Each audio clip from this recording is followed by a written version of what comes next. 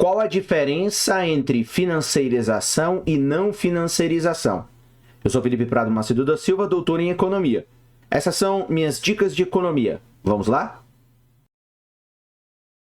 Bem, vamos começar então fazendo uma pontuação importante antes de diferenciar a questão financeira e não financeira, para o fato de que nas sociedades modernas, quando você tem o uso do dinheiro como uma ferramenta de transação, como uma ferramenta, um meio de troca, você passa a criar nas economias pelo menos dois fluxos, né? O fluxo real, o fluxo da produção, e você tem, consequentemente, agora o fluxo monetário ou o fluxo financeiro.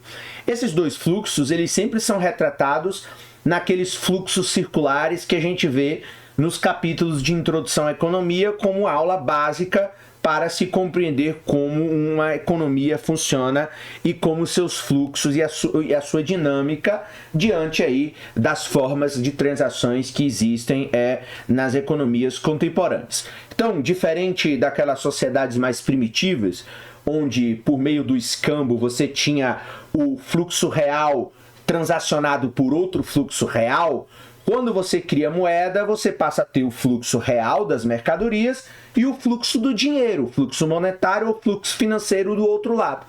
Então você passa a ter dois fluxos que se movimentam nas economias de formas contrárias. Quando o fluxo real vem, o fluxo real monetário vai. Isso aí, digamos, é o básico do básico quando nós estamos falando de compreender, digamos assim, os modelos econômicos mais básicos. E ao passo que você tem, então, o lado monetário / financeiro das economias, você passa também a ter a valorização da riqueza a partir de dois ambientes. Então você tem, quando você quer valorizar a sua riqueza a partir da produção de bens e serviços, ou seja, a partir do lado real da economia, você vai ter como retorno o lucro.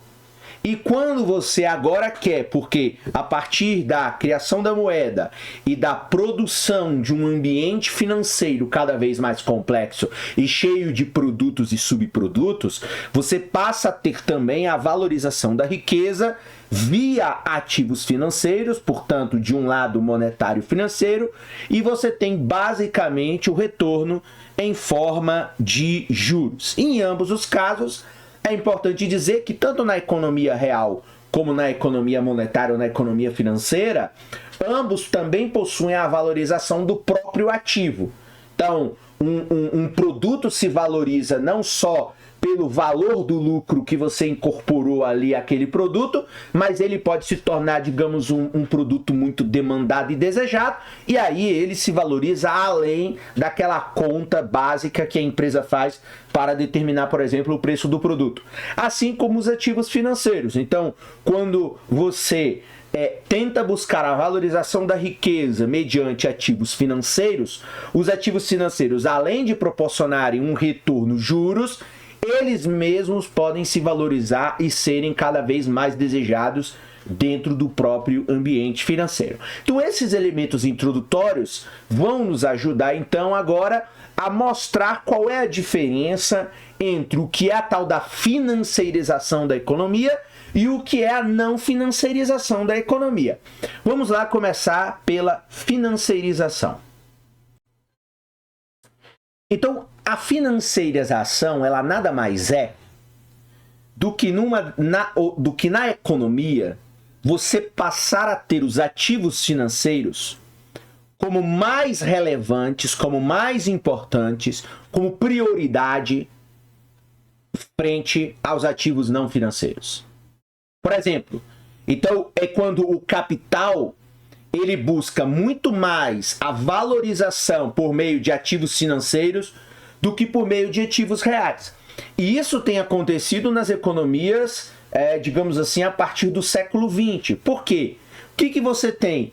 A financeirização da economia é quando você começa a ver, por exemplo, empresas que anteriormente eram conhecidas como, digamos, empresas em que você tinha o ativo produtivo, a atividade operacional como a mais importante, e você passa agora a perceber principalmente a partir dos registros contábeis que servem como prova desse argumento, o fato de que você tem empresas hoje onde as suas atividades operacionais elas possuem um retorno financeiro que é inferior às atividades financeiras que as empresas passaram a incorporar em suas, digamos, em suas estruturas de negócio.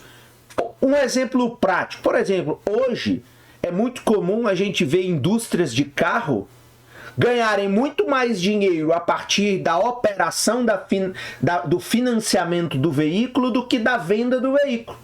Então, hoje você pega qualquer fabricante de carro, ele também tem um banco que financia o carro para o cliente. E aí quando você vê, a fábrica de carro ganha X e o banco da fábrica de carro ganha 5x. Então, isso é a financeirização, ou seja, a atividade financeira produz um retorno muito maior do que a atividade operacional, a produção do bem em si. Ou, por exemplo, você vê uma loja de eletrodomésticos, de móveis, né? Essas magazines grandes que a gente tem por aí.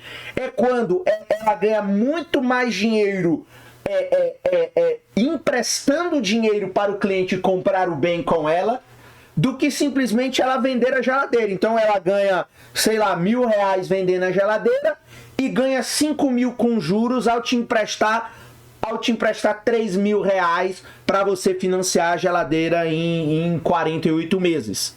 Então é o predomínio do mundo financeiro, do mundo monetário, do dinheiro e dos seus ativos e dos seus papéis frente à atividade produtiva em si.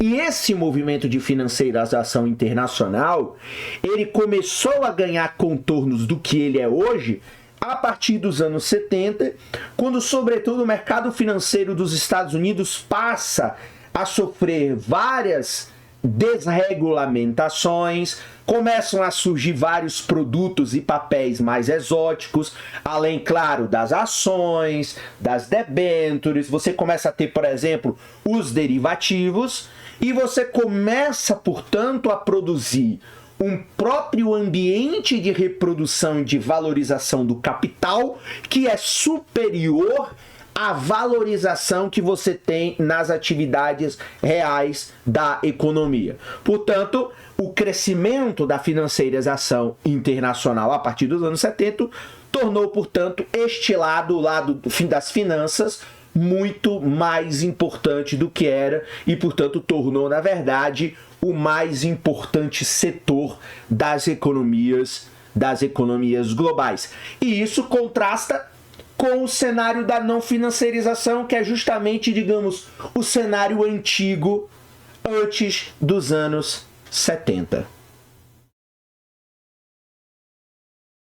Portanto, a não financiarização significa o oposto. Então, é o mundo antigo em que os ativos reais eles eram mais relevantes do que os ativos financeiros. Então, estamos falando lá, por exemplo, na Revolução Industrial, em que os capitalistas buscavam valorizar o seu capital e ganhar mais capital a partir de ativos produtivos. Então, você queria construir uma fábrica para produzir um produto e para, a partir deste produto, valorizar o seu dinheiro, e o dinheiro era apenas um meio de você fazer isso. E aí você tinha o lado monetário financeiro apenas como uma espécie de intermediário dessas trocas, em que você tinha, em que você pegava a matéria-prima, transformava, vendia, pegava o dinheiro, comprava mais matéria-prima para poder você valorizar o seu capital. Então, a valorização ou o predomínio da atividade não financeira é algo que ocorreu aí com mais, digamos, vigor a partir da Revolução Industrial, entendeu? Século XIX, até lá os anos 70 do século XX você tinha isso. Ou seja, você tinha como item importante de ganho no capitalismo as riquezas reais, os produtos, os bens, os serviços, as mercadorias reais. Então aqui ocorre o predomínio do mundo real, né? Em que as atividades produtivas não financeiras são aquelas que geram riqueza. E note, hoje, não é que as atividades, digamos, reais não gerem riqueza, elas geram riqueza. Mas hoje, as atividades produtivas reais, elas estão subordinadas à lógica financeira. Então, as empresas podem até ter produtos para valorizarem o seu ganho e ganharem dinheiro. Só que o seu ganho não é só proveniente disso. A relevância está no seu braço financeiro, a relevância está nas suas operações de financiamento, está no retorno que o próprio giro do dinheiro ou os meios, digamos, do mercado financeiro proporcionam versus o mundo real. É por isso que hoje as empresas que sobrevivem no mundo real, por exemplo, uma indústria, tem uma crise econômica, ela continua sobrevivendo e a gente às vezes pode se perguntar por que essa empresa continua existindo se ela está com dificuldade de vender os produtos dela? Porque vender os produtos não é mais o maior retorno dela, porque como ela tem outros ativos financeiros, os ativos financeiros lá na bolha, no mundo financeiro, continuam gerando valorização e, portanto, dando retorno em forma das atividades financeiras versus a atividade real que, digamos, está deprimida. Se fosse no passado, ou uma empresa que não tem esse braço, como, por exemplo, é o que a gente vê no pequeno comércio. Então, quando você tem um pequeno comércio onde a única forma de valorizar a sua riqueza daquele comerciante é vender os seus produtos reais ou os seus serviços reais, e você tem uma crise econômica no país e você não consegue mais vender os seus produtos e serviços por uma série de razões, a sua demanda fica deprimida, você vai à falência porque você não tem o outro lado desse fluxo econômico. Então, grandes empresas, as multinacionais em gerais, se você parar para observar, todas têm um lado financeiro contrastando com o lado não financeiro. Então, o lado não financeiro nada mais é do que nós chamamos aí da economia real, a economia dos ativos reais, a economia das fábricas, a economia dos produtos, dos bens e dos serviços, contrastando com a economia do dinheiro, com as finanças, que é o outro lado da economia. É isso. Se você gostou, curta, compartilhe, comente. Nos vemos numa próxima oportunidade. Muito obrigado e até lá.